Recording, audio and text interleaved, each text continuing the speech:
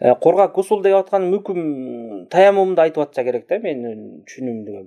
Эгерде эми гусул деген негизгиси суу менен болот да. Дененин ошо ниет кылып, дененин баардык жерине суу жеткириш керек.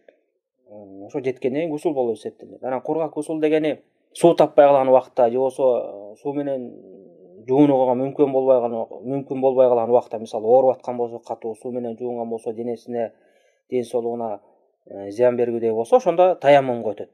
Ошону айтып атса керек. Таяммум кадимкидей эле таза топуракты таап, ниет кылып эле эки колун уруп, анан жүзүнө, анан колуна сүртүп коет, ошо гусулдун ордуна өтө берет. Анан зикирди албетте, зикирди басса турса эле айта берсе жакшы. Жумуш кылып атканда же бир жака баратканда, сапарда жүргөндө, жол тартып баратканда, ошо адам баласы оюн башка жака кетирбей, тилин зикир менен алек кылган болсо, бул өтө жакшы нерсе. Ошону ким өзүнө адат кылып алган болсо, көп жакшылыкка жетиптир. Ошондуктан бардык бир тууган мусулмандарды ушул нерсеге үндөйт элем. Анткени адам баласы кээде жөө басып калат, кээде машинеде барып калат, кээде сапар кылып калат. Анан көп адамдар баарыбыз эле ойлонобуз ар кандай, кыялданабыз, ишке ашпаган нерселердичи.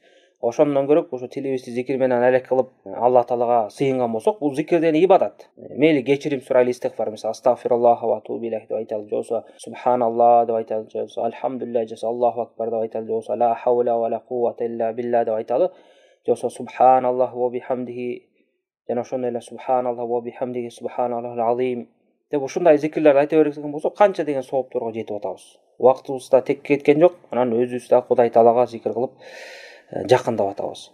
Анан жанагы тесме менен кылбай эле койсо болобу? Албетте, тесмеден башка эле тили менен кыла берсин, кол менен кошо санап кылган болсо ал дагы жакшы. Анан негизи тесме менен кылбай койгон эле дурус да. Башка убакытта деле, намазда деле башка убакта тесмени таштаган жакшы. Анткени пайгамбар саллаллаху алейхи вассалам тесме менен кылган эмес. Пайгамбар саллаллаху алейхи вассалам такай тили менен кылган, анан кол менен санап зикир кыла деп ошого үндөгөн. Анткени кыямат күнү ошо колдун манжалары да, колдор дагы күбөлүккө өтөт. Ошо жакшы иш кылды эле деп өзүнүн ээсине. Ошондуктан ушундай жол менен зикир кылган болсок, тесбеге байланбай эле, бул өзүбүзгө эле жакшы жана сооптуу болот. Валлаху алам.